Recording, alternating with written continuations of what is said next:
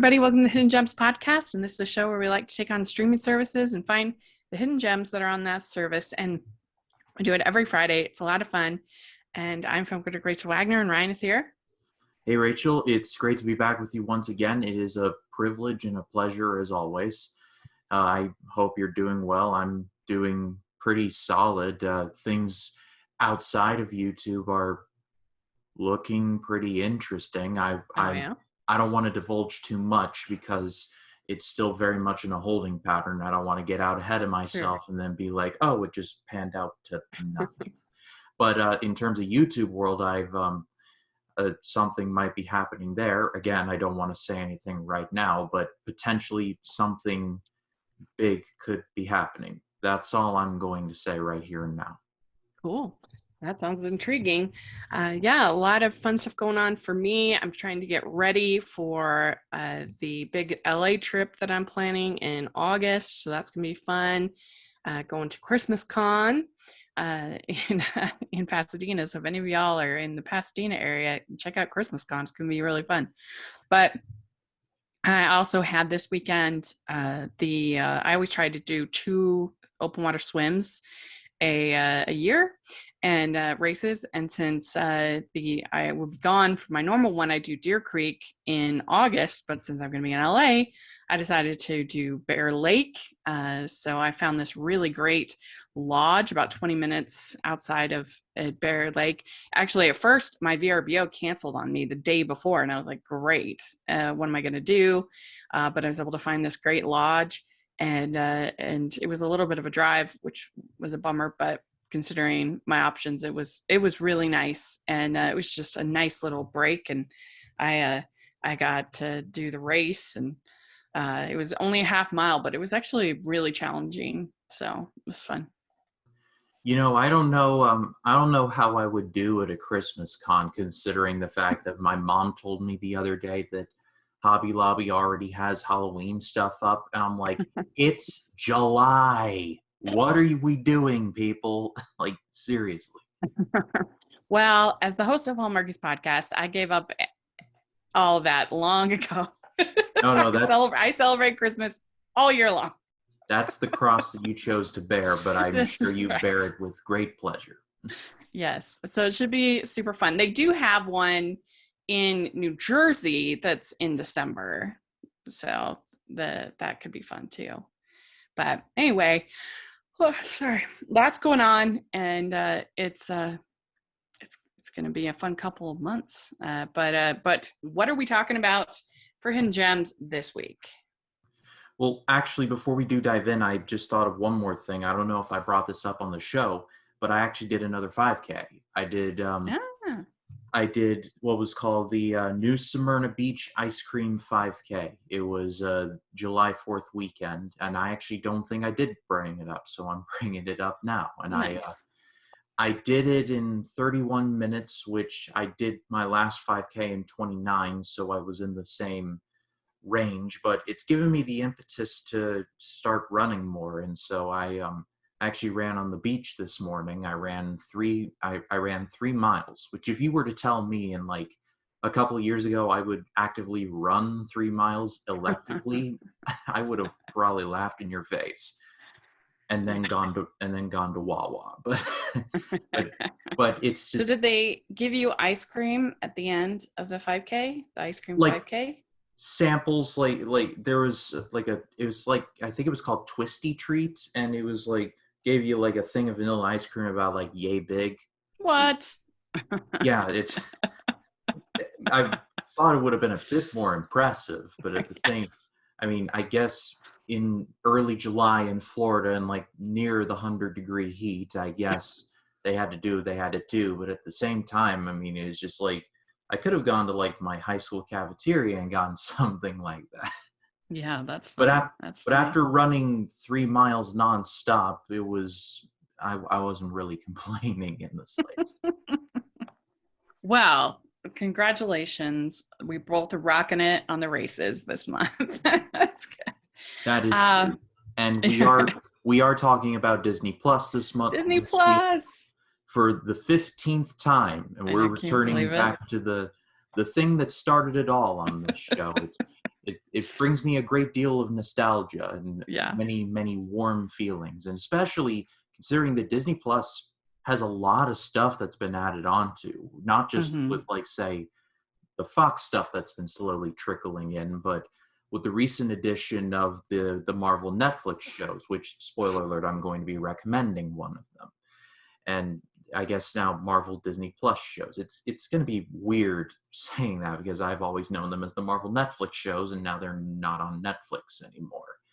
And so that's going to be a bit weird, and especially with the news recently that there's going to be this show called Echo with Daredevil and Jessica Jones on there, potentially more. I'm not sure, but the two of them on there, and I'm like, wow, it's actually happening. They're going to be potentially integrated into the mainline universe, which, I mean, Daredevil he was in No Way Home, so there is that, but it's going to be interesting to see what they do now that Disney has control over the Jessica Joneses and the Iron Fists and the Luke Cages. I'm a bit worried because, you know, on the Netflix one, it's very gritty, it's very visceral, very violent in certain times. So I don't know how they're going to treat it. At the same time, I'm looking forward to it. I love doing it on my show. Jacob and I, on our podcast, Life in the Movies, we recapped all of Daredevil season 1, which he had never seen it. I had, and seeing his reactions was so cool.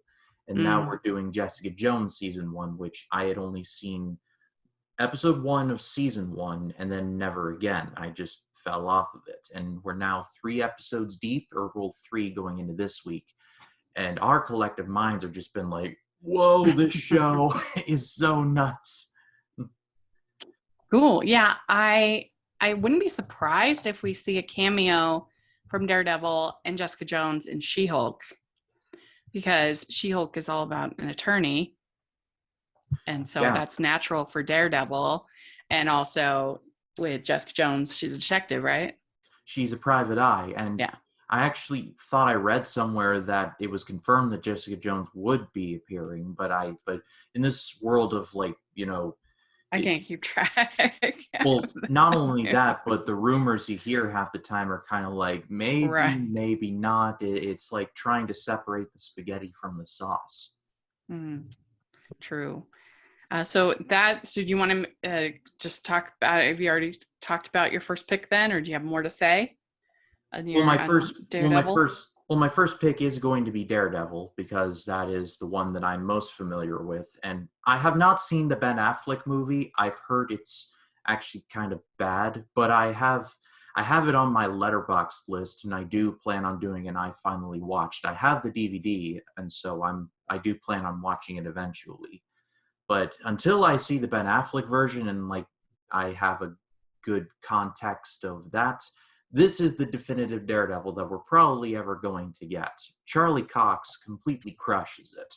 Like, you can completely buy him as the lawyer Matt Murdock and as the Daredevil. Like, he weaves in and out of it so seamlessly. It's just handled so incredibly well. Then there's the woman who plays Karen Page, and I just thought of her name and now it left me. It's a 3-part name. It's like Deborah Ann Wool. That's her. She's really good in here as well.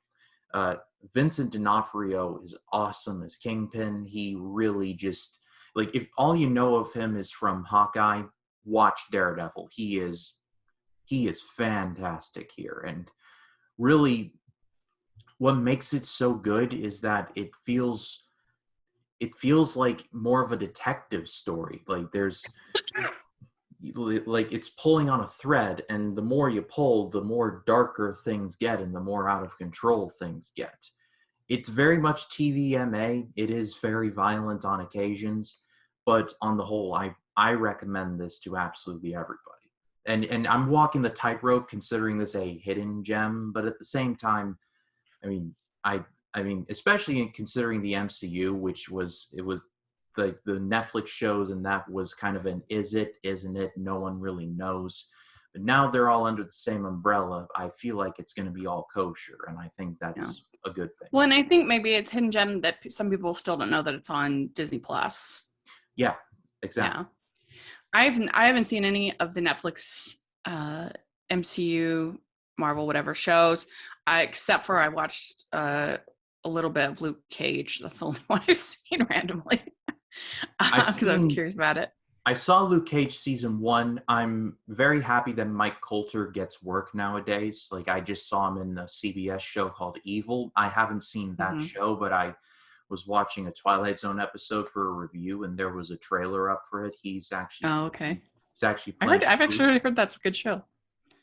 I'm just happy that he's getting work because I think he really is about as good a Luke Cage as we're probably ever going to see. And that whole show, especially the first season, is good. Mahershala Ali as Cottonmouth. It's going to be interesting if he is going to be Blade. It's going to be interesting to see how they do that. Hmm. And Yeah. and of course, I believe it was was it Viola Davis or Angela? It's one Yeah, of I think Angela Bassett. Angela Bassett. She Yeah. was awesome in there too. Like, I won't give Hmm. away what happens, but she is just fantastic. And like I said, Mm. very visceral, very raw. Like Jessica Jones, especially 3 episodes in there, I'm just like, okay, I did not remember that being in there, but okay. And so, like I said, very near the knuckle, very like out of the ordinary for MCU, but I still highly recommend it. Well, my first choice is kind of a hard left, but we're talking about zombies. And the reason why I thought about this is because we just had this week, we had Zombies 3 come out, and it was really bonkers. And but this first one is actually, I think, one of the better musical DCOMs. It's a very simple parable, metaphor, whatever you want to call it, with this school, and there's zombies that are able to kind of control themselves with these watches, but they're still looked down upon by the people in the regular part of town.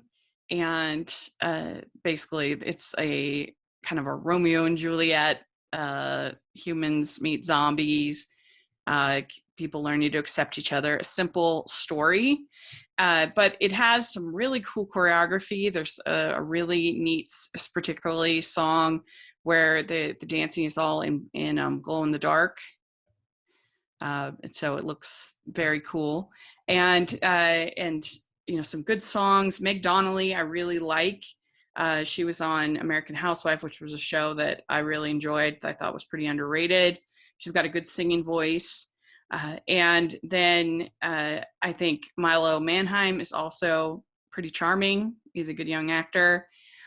In the new one, so in the second one, they up the ante by all of a sudden there's werewolves in the town. So you've got zombies and werewolves, and they pretty much have the same lesson that they have to learn to accept people again. But they don't have as good of music or dancing as in the first one, in my opinion, at least. But it was still fine. The third one, now we have aliens. I was going to say, I remember the streaming preview. I'm like, isn't that the one with aliens, the third? Yeah, aliens. And one of the aliens is played by Matt Cornett, who plays EJ on High School Musical, the musical, the series, and I love him on that show. I think he's so good. And EJ and Gina are just, I'm totally Team Portwell. I hope they don't screw it up, because if they do, I'll be really mad. But I just think he's a charming young actor, and so he kind of saved it for me. It's a bonkers, crazy movie that takes itself way too seriously, and the music and dancing wasn't that great in the third one. So that's the trilogy review for you. But the first one is actually a sweet little metaphor movie with some good dancing and singing, in my opinion. It's a quality DCOM.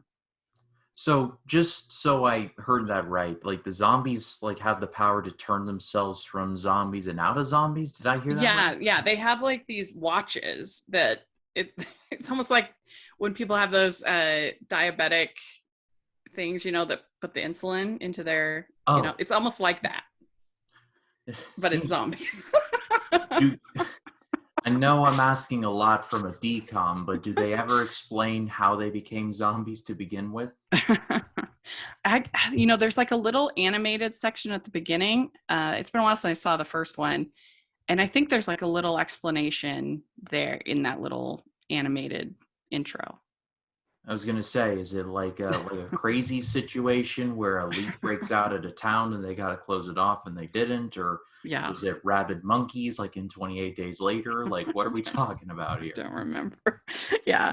You see at the beginning, there's Zombie Town and then then the other Seabrook, the other town. So then they've like shut each other off and So the first one, Zombie Town. Second one was so the human town is called Seabrook. And okay. then the high school, that was the other bonkers thing about the third one. So you have aliens coming down.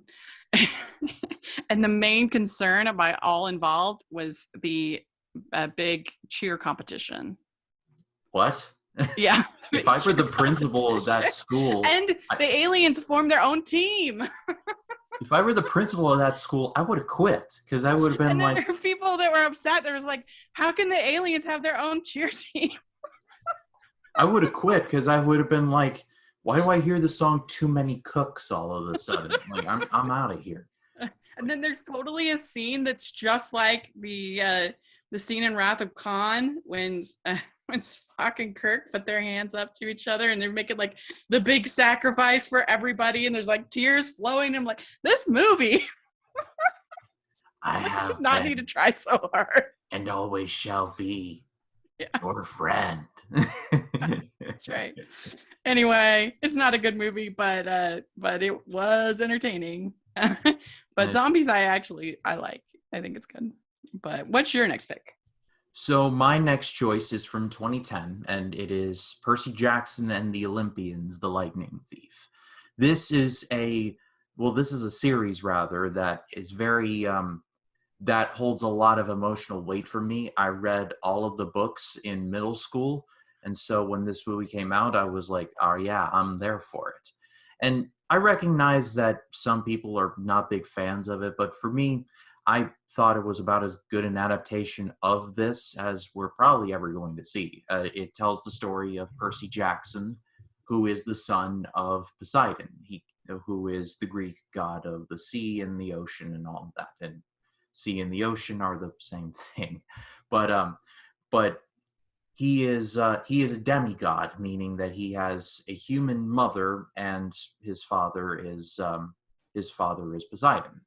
After an incident, he is taken to Camp Half-Blood, where he eventually meets. I believe his name is Gus. It's been a while since I've read the books, but his name is Gus, and he is a half man, half goat, and I believe it's called a shoot. I'm having a hard time remembering things tonight. And then, of course, there's the daughter, the the daughter of Artemis, the goddess of wisdom and battle strategy. I'm gonna get there, folks. I promise. and Zeus's lightning bolt has been stolen, and so it's eventually it's up to Percy and his friends to find the bolt, because Hermes, who wants the bolt for himself, has kidnapped Percy's mother. And basically, they encounter Medusa, played by Uma Thurman, weirdly, and they eventually get to where Hades is, where it's under the Hollywood sign. I'm sure there's probably commentary in there somewhere.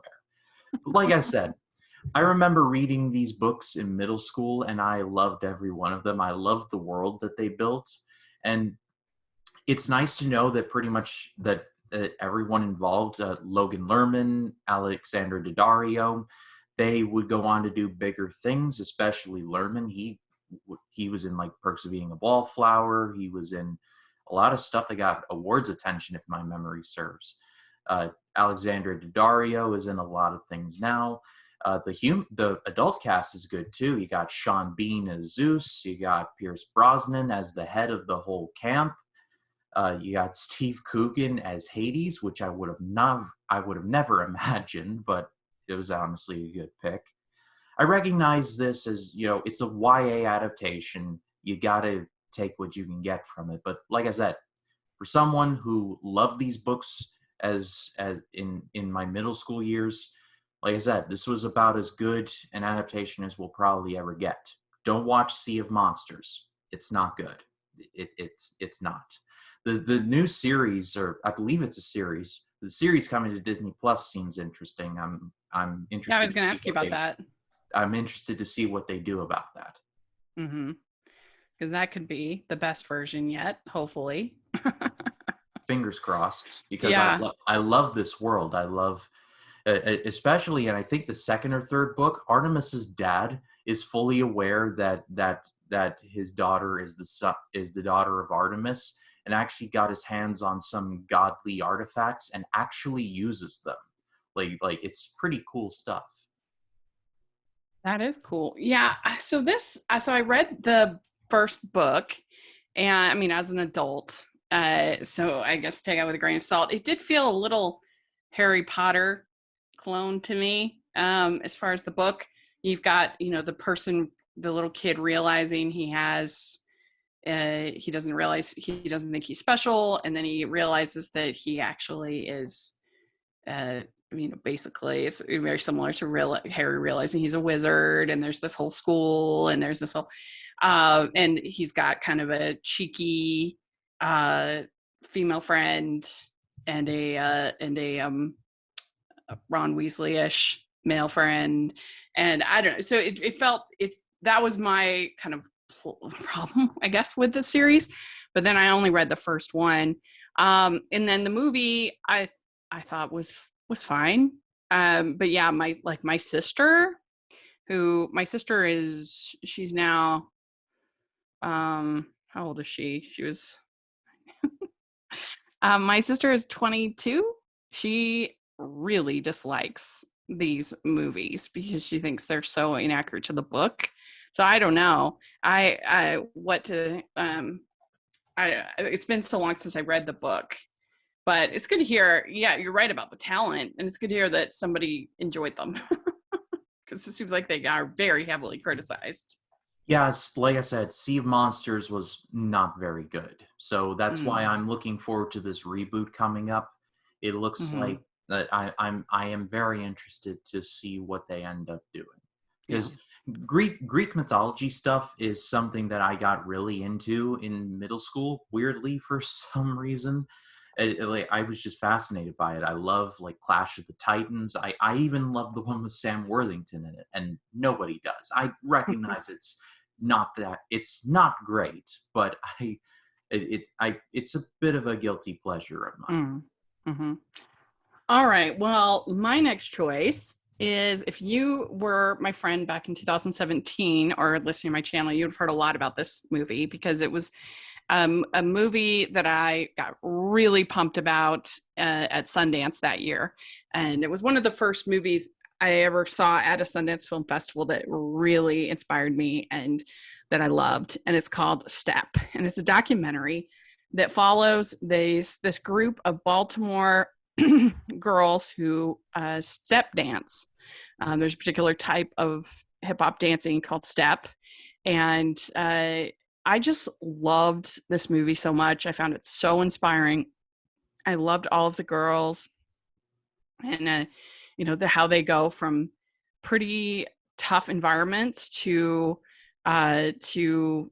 all making it to college, and it definitely has sort of a feel of like Hoop Dreams and some of these other documentaries, and I absolutely loved it. I actually got to meet, I'm going to share. I'm going to share. This is Coach G from the team. She's an awesome coach, and I got to meet her, and that was really exciting.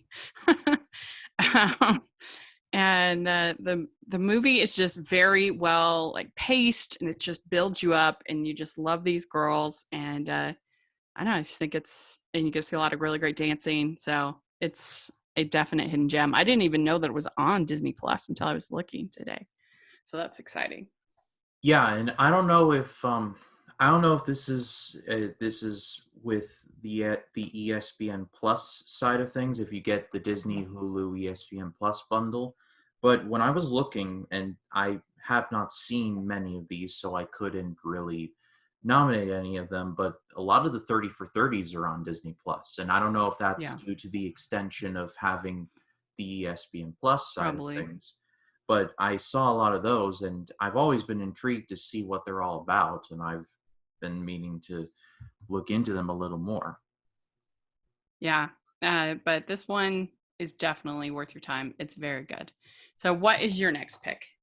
So my next choice is from 2006. It's an animated movie, and it is called Meet the Robinsons. This is a movie that I remember seeing in theaters, but I have not seen in quite a. It's been a minute, but I do remember really enjoying it. And it tells the story of an orphan named Lewis who is an inventor. He hasn't really invented anything that works, but he is an inventor. He invents this peanut butter and jelly gun that makes like the peanut butter and jelly like on the bread like in one step, and it explodes during a meeting. And the and the parents that are looking to adopt him, the father is allergic to nuts, and it's a whole big thing.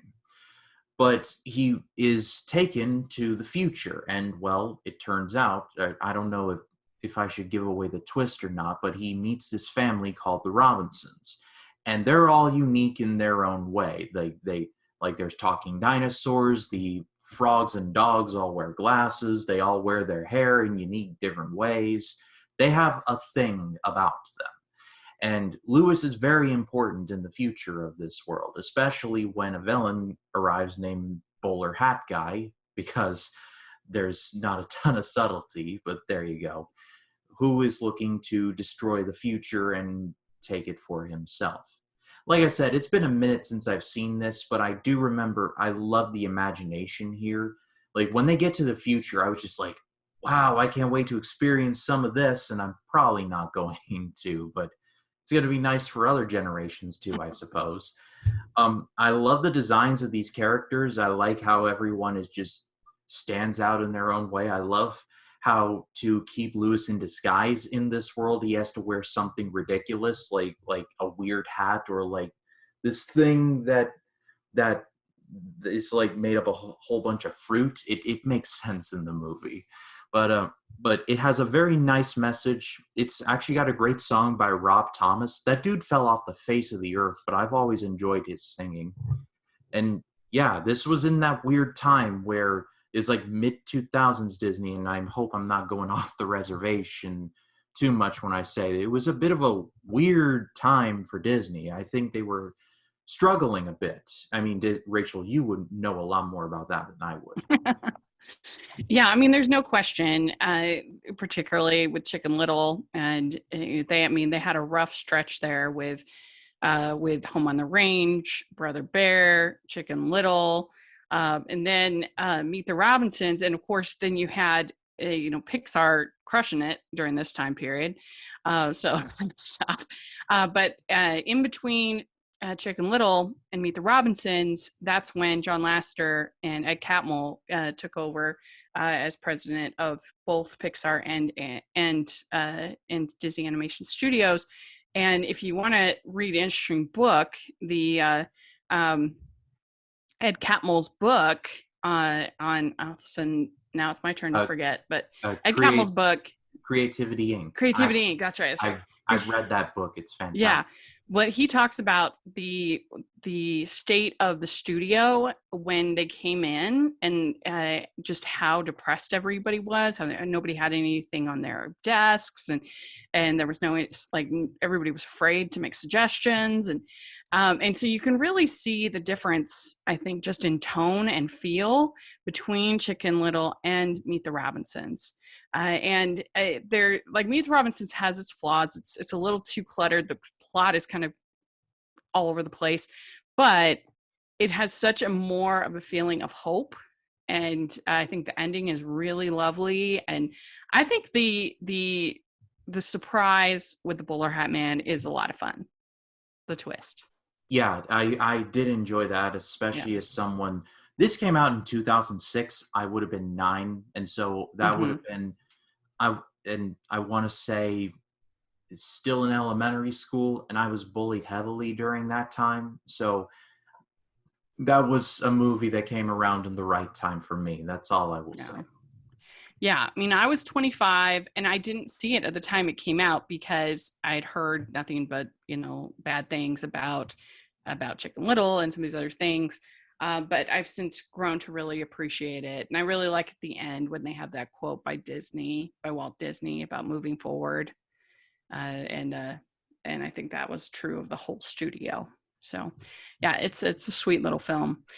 So my next one is a new film that just came on Disney Plus last month, and it's called Rise, and it is the story of what is their name? It's about these brothers, basketball players, and this is Uh, where my lack of Giannis. um, Giannis on Ted yes. I'm sorry. So I just call him Giannis, his Giannis. brother Thanasis, and Kostas, that went on, particularly Giannis, went on to the NBA, did very well. And so this is about their families move from Nigeria to Greece, and their experience being immigrants in Greece, and then how they went from that to become eventually in the NBA. And this is not like reinventing the wheel as far as like this kind of underdog sports story, but it's definitely done with like enough heart and enough emotion, and some pretty decent performances, I think, that if you like sports stories, I think you'll enjoy this. Yeah, especially I would think it would provide a bit more weight considering that Giannis won the NBA Finals, like the NBA championship last season, and Oh, was did he? the Finals MVP. I looked it up, Yeah, and there you so go. He's the MVP too. And it's played by UK Agata, and he's really good. And it's all pretty much unknowns. There wasn't really anybody I recognized in this movie, but I think they all did a really good job. And it could be a little bit slow at times, it could drag a little bit, but I still definitely overall recommend it. So, and I think it has a super high Rotten Tomato score, if I'm not mistaken. that would I think not it's surprise me. 95%. Yeah. So, Yeah, that's pretty high. mm-hmm. So what's your next pick? So my next choice is also a basketball movie, but it's definitely leaning more in like the fantasy route. This is a movie called Like Mike. This stars stars I believe it's Little Bow Wow, who would go on to have some fame in hip hop and rap and all of that. And he plays a young boy who lives in an orphanage, and he discovers a pair of shoes that say MJ on it, and he thinks, oh, these shoes must have been signed by Michael Jordan. And well, the shoes get electrocuted, and it gives him the ability to play really, really good basketball. And so the struggling team, the LA Knights, decide that through a contest that they hold, they see, oh, this kid's great. We need to sign him. And so they do. And basically, I think the best way I can describe this movie is that if you've all have ever seen the movie Rookie of the Year, it's kind of similar to that, except instead of baseball, it's about basketball. I saw this movie a lot. I don't know why I attached myself so much to this movie. I can't explain it, but I just did, and and it's honestly kind of fun. Mm-hmm. It's got cameos from. It's pretty much through the looking glass of what the NBA must have looked like in like the early noughties. Vince Carter is in there, which he actually went to high school about 20 minutes away from me in Mainland High School, so he's a bit of a local legend around here. This was when he was in his prime, so this was like Mm. prime Vince Carter here. There probably Morris. be a lot of people I don't know. Well, Like, here's someone you probably know. Morris Chestnut plays plays Lil Bow Wow's father figure, for Oh, lack of really? a better word, and he does give a good performance. I like him. Cool. Crispin Glover is a weird dude in this who runs the orphanage. And I know saying Crispin Glover is weird in a movie is like saying that this water is a bit wet. Goes without saying, I think. But that was my first intro to Crispin Glover, not Back to the Future. It was this, which I know is very weird. But he like plays chess in his car against this like AI looking thing. I don't know. Eugene Levy is in here as the owner of the Knights, and he's fun. So Is Michael Jordan in the movie at all? I don't believe so. No, if he is, I can't remember. I haven't seen this movie in ages. But like I said, this movie is exactly what it is. I was in like the perfect age range to enjoy this, and I guess I have a surprising amount of nostalgia for it. Yeah, there you go. All right. Well, my next pick is also one that just came out in June. It's called Trevor the Musical. And this is very surprising that this made it to Disney Plus. I mean, it's kind of ironic because there's all these people getting upset about a like 30-second kiss in Lightyear when this movie came out. And this movie is all about the kid who would go on to start the Trevor Project, which is an advocacy group for LGBTQ youth and anti-bullying group. And this is a filmed play. It's a pro shot of a play. And it was really intense. I was kind of stunned. I think it would be hard for these actors to do this every single night. I mean, the bullying is pretty severe. There's a suicide attempt involved. It's pretty intense. And the songs I thought were in general pretty good. There's a whole running theme of he kind of talks to Diana Ross. It's kind of like in Ratatouille when he talks to Gusteau. It's kind of that idea. She's kind of his muse, and so there's a bunch of Diana Ross songs. Is someone actually playing Diana Ross? Yeah. Oh. Yeah, and so then there's some Diana Ross songs throughout the show, plus then original songs. I thought it was pretty moving and very well. This guy Holden William Hagelberger is the actor's name. He was really good. I mean, he was asked to do a lot. And I thought that he did a great job. And to think he does that same performance every single night that this show is going is pretty impressive. And, I'm a sucker for a musical, and I'm a sucker for a pro shot of a musical. I always really enjoy that.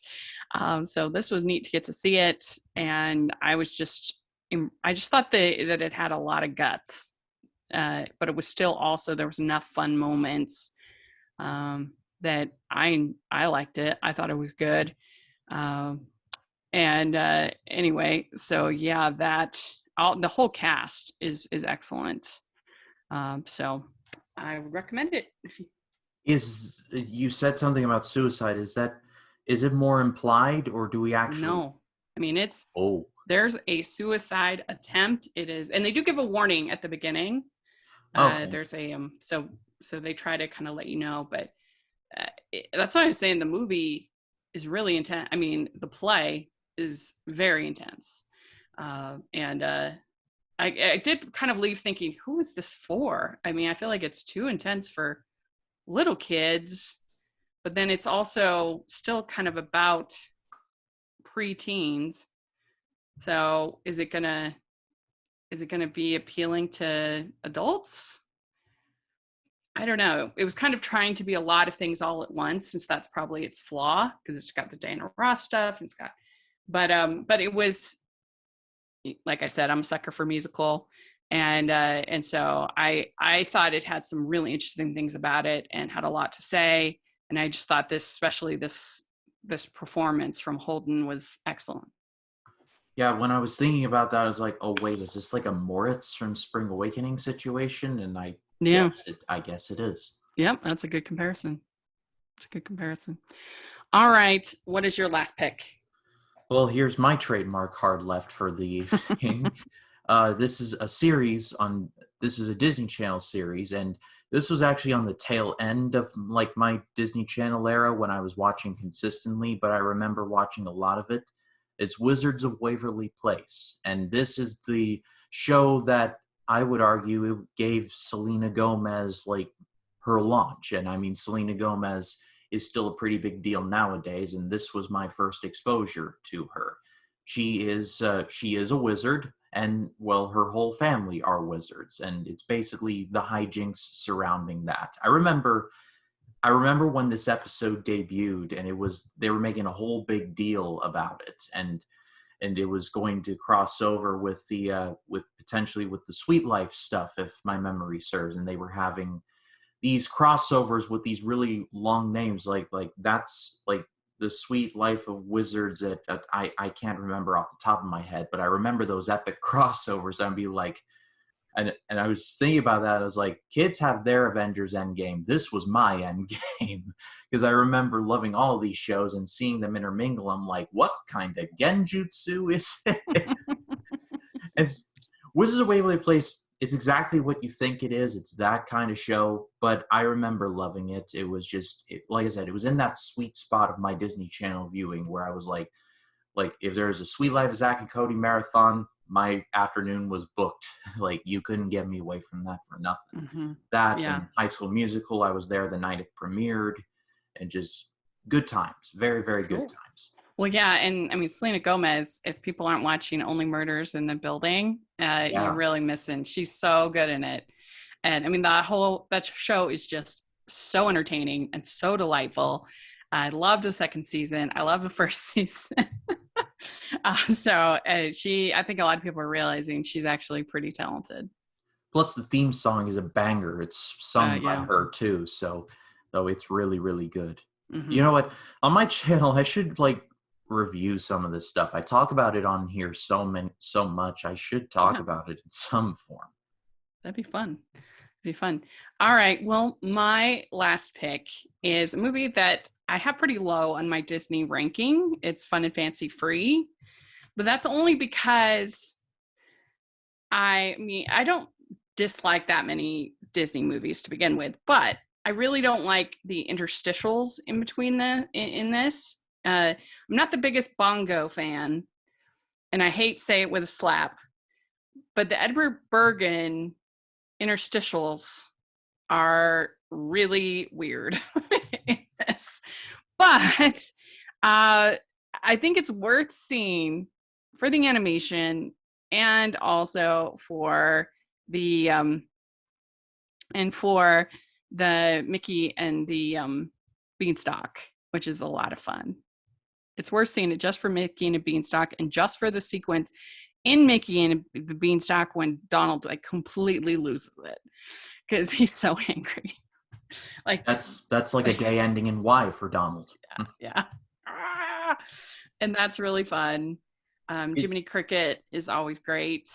And so I think it's worth seeing, again, just for Mickey and the Beanstalk and the animation. Just skip over the Edgar Bergen parts. Is this the one with the Johnny Appleseed one? The Lord is No, good. that's Melody Time. Oh, that was the one before that one, right? I think so, yeah. Yeah, because I remember watching the Doug Walker Disney December videos. I've seen those videos too many times, to be honest. And I remember is in that weird time where Disney had like this weird obsession with doing these like kind of music and animation based things. It was like Fantasia, and then it was Melody Time, and there was Fun and Fancy Free, and then there was like Free, Make My Music. That's the one. These package films during the war. They didn't have much, so they just kind of cobbled together what they could. There's Saludos Amigos, Three Caballeros, and this, like I said, this is not a great film, but I think that Mickey and the Beanstalk is worth watching. And so just skip over all of the other stuff. Watch Mickey and the Beanstalk. Definitely a nice time capsule as to what Disney were up to around that time. Yeah, but I do also love Melody Time, and I think that's way better than this. I love Johnny Appleseed, and Pecos Bill is a lot of fun. It's way better than this. But So watch both. If you haven't. So there we go. We did it. Another one bites the dust. Yes. So let us know what you've been watching on Disney Plus. We'd love to hear in the comment section or on Twitter, and what you think of our suggestions. That would be a lot of fun. And so, Ryan, where can people find you? People can find me on Facebook, Twitter, Instagram, and Letterboxd at RyanCam20. And there's, of course, my YouTube channel, which is just called Ryan Cam. I'm literally within a couple of being at 230, which is a number I never thought I would get to. So I'm grateful to you all for checking me out. On the channel this week, Jacob and I are going to be dropping another Life in the Movies podcast episode. We're going to be talking about some Jessica Jones stuff, some Pixar stuff. It's a lot of fun as always. And then on Friday, I'm going to be reviewing the Jordan Peele movie Nope, which is going to be interesting for me because I have not been a fan of Get Out or Us. I know I'm like one of like 5 or 6 people that didn't like those movies, but they just weren't for me. But this one has actually looked quite intriguing, so I'm going in that with an open mind and an open heart. And then on Sunday, I will be posting my first reaction to a little Jim Carrey movie called The Mask.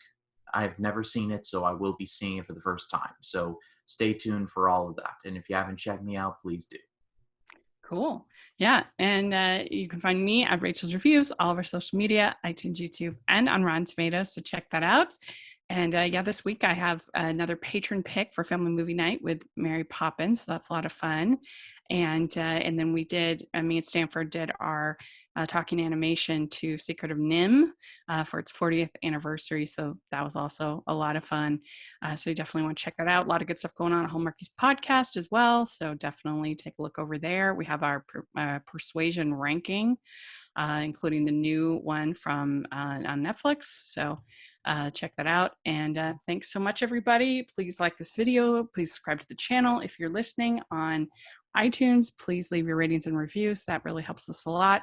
And check out the Patreon group and merch store where you can get your picks reviewed, just like is happening this month. So take a look at that. And thanks so much, everybody. We'll talk to you later. Bye. Bye.